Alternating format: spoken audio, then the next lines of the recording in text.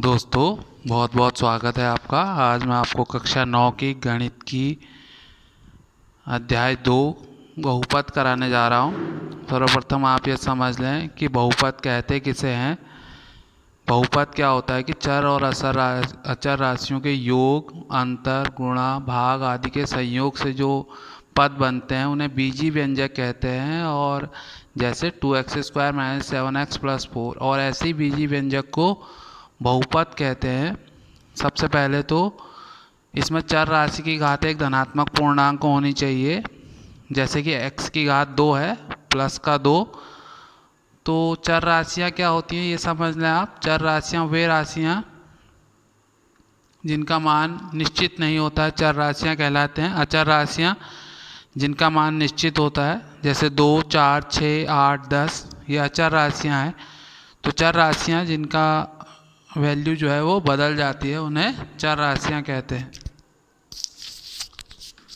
तो दोस्तों, जैसे मैं आपको एक एग्जांपल देता हूँ, जैसे 4x² + 7x + 3।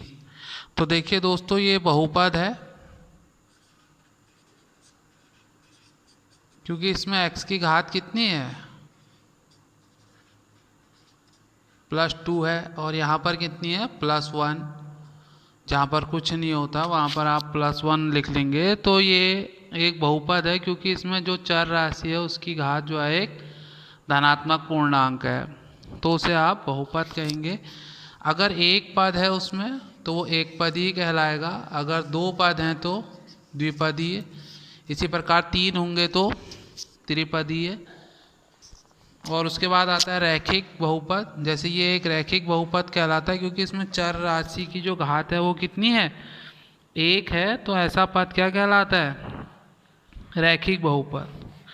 तो इसके बाद हम आइए प्रश्नावली प्रारंभ करते हैं। दोस्तों, हमारा पहला प्रश्न है कौन कौन से एक चर में बहुपद है और कौन नहीं है, इसका आपको कारण सहित उत्तर देना है। तो देखिए, जो पहला है वो है 4x² - 3x + 7। तो देखिए, इसकी जब सबसे पहले घातें देख लीजिए वो तो धनात्मक हैं, तो ये क्या होगा, एक बहुपद होगा। तो लिख लीजिए इसमें चर x की घात, x की सभी घातें धनात्मक पूर्णांक हैं और गुणांक, देखिए दोस्तों, इसका गुणांक 4 है, इसका 3 है, और गुणांक वास्तविक संख्याएं हैं।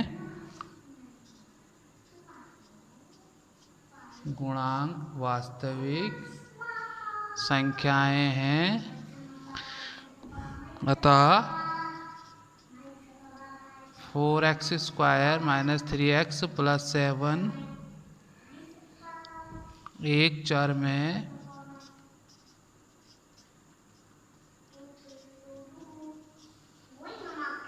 बहुपद है। ये आपका आंसर हो गया। दोस्तों, इसका दूसरा भाग है y² + 2। अब देखिए, इसमें चर y की घात धनात्मक पूर्णांक है,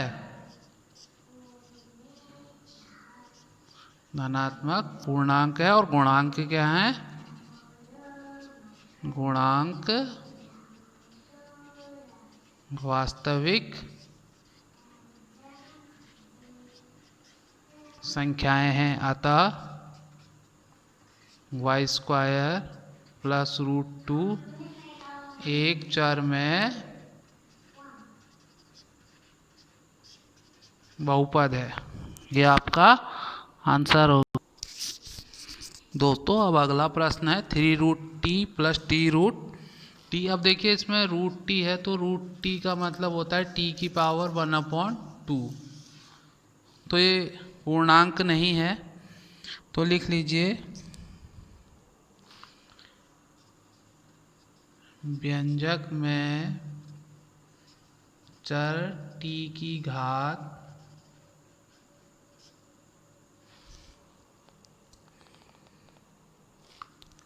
सभी पदों में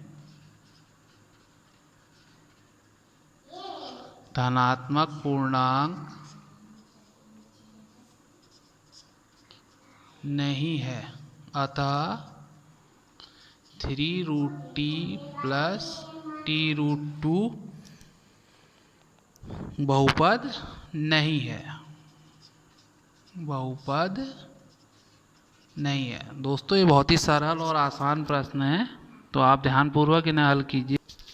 अब देखिए दोस्तों, जो चौथा है y प्लस 2/y है ये, तो आप इसको इस तरीके से लिख सकते हैं y प्लस 2, इसको ऊपर ले जाएंगे तो 2 की पावर -1 हो जाएगा। ये मैं चर y की घात सभी पदों में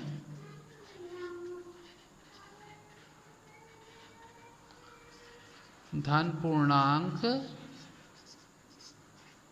नहीं है, अतः y प्लस 2/y बहुपद नहीं है। तो दोस्तों ये बहुपद नहीं होगा। दोस्तों अब हमारा अगला भाग है इसका, x की पावर 10, y की पावर 30 और t की पावर 50। इसमें कितने चर हैं? 3 चर हैं इसमें, x, y तथा t, 3 चर हैं और सभी की घातें क्या हैं? धन पूर्णांक हैं। सभी की घातें धन पूर्णांक हैं, अतः x की पावर 10 प्लस y की पावर 30 प्लस t की पावर 50 एक बहुपद है। दोस्तों ये एक चर में नहीं है, इसमें 3 चर हैं, तो x, y और t में ये बहुपद है। दोस्तों अब दूसरा प्रश्न है, x² का गुणांक लिखना है आपने। पहला भाग है 2 प्लस x² प्लस x, तो x² का गुणांक क्या हो जाएगा? देखिए आप प्लस के बाद देखेंगे, जहाँ पर कुछ नहीं होता वहाँ पर 1 होता है, क्योंकि आप 1 जो है किसी से मल्टीप्लाई भी करेंगे तो वही संख्या आपको प्राप्त होगी। तो x² का गुणांक क्या हो जाएगा? पहले भाग में 1 हो जाएगा। दूसरा है 2 माइनस x² प्लस x³, तो देखिए x² का गुणांक, चिन्हों का ध्यान रखिएगा, देखिए यहाँ पर माइनस है तो यहाँ पर क्या हो जाएगा? -1। और जो तीसरा भाग है वो क्या है? π/2 x² प्लस x। तो दोस्तों x² का गुणांक क्या हो जाएगा? x² के अतिरिक्त तो कुछ भी होगा वो गुणांक हो जाएगा। x² का गुणांक π/2 हो जाएगा। और चौथा जो है वो है √2x - 1। तो देखिए इसमें x² का गुणांक, चूँकि इसमें x² वाला कोई पद ही नहीं है तो x² का गुणांक क्या हो जाएगा? इसमें 0 हो जाएगा। दोस्तों अब अगला प्रश्न है, 35 घात का द्विपदी और 100 घात का एक पदी का एक एक उदाहरण आपको देना है। तो आप कुछ भी एग्जाम्पल दे सकते हैं इसका, जैसे 7 x की पावर 35 प्लस 100।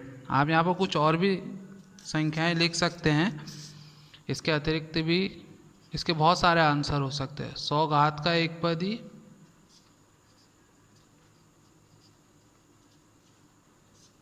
इसके भी आप बहुत सारे आंसर लिख सकते हैं, जैसे 5x की पावर 100।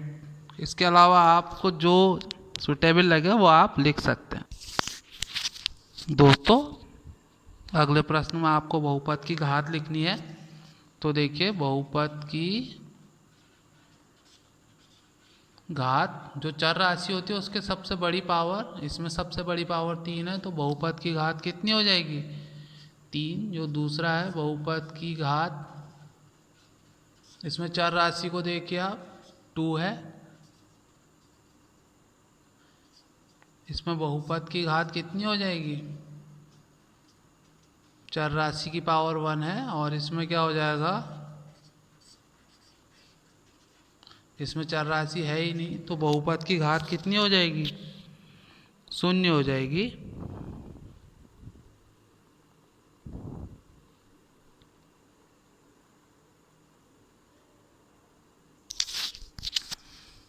दोस्तों अगले प्रश्न में आपको बहुपद की कौन कौन सा बहुपद रैखिक है, द्विघाती है और त्रिघाती है बताना है। देखिए जो पहला भाग है इसकी पावर 2 है, तो ये क्या हो जाएगा, द्विघाती। इसकी पावर कितनी है, 3, तो ये कितना हो जाएगा, त्रिघाती। इसकी पावर, सबसे बड़ी पावर देख लीजिए आप, 2 है, तो ये क्या हो जाएगा, द्विघाती। इसकी पावर 1 है, तो दोस्तों ये रैखिक हो जाएगा। इसकी पावर भी 1 है, ये क्या हो जाएगा, रैखिक। और इसकी पावर 2 है, तो ये क्या हो जाएगा, द्विघाती। और इसकी पावर 3 है, तो ये क्या हो जाएगा, त्रिघाती। तो दोस्तों उम्मीद है आप ये एक्सरसाइज समझ गए होंगे, बहुत ही आसान और सरल है, ध्यानपूर्वक करेंगे तो आराम से आ जाएगी आपको ये। अगर आपको वीडियो पसंद आया हो तो लाइक और सब्सक्राइब करें। अपना ध्यान रखें, कोरोना से बचें, सबका सहयोग करें। धन्यवाद।